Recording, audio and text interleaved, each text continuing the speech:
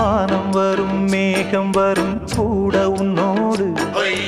நானும் வந்தால் என்னடி அம்மா தென்மதுரை சேரும் வரை ஆண் துணையாக ஏழை என்னை ஏற்றுக்கொள்ளம்மா ஓடாத கிளியே தனியாக ஏதேனும் நடக்கும் தவறாக ஊர்கெட்டு கிடக்கு பொதுவாக ஒன்றாக நடப்போம் மெதுவாக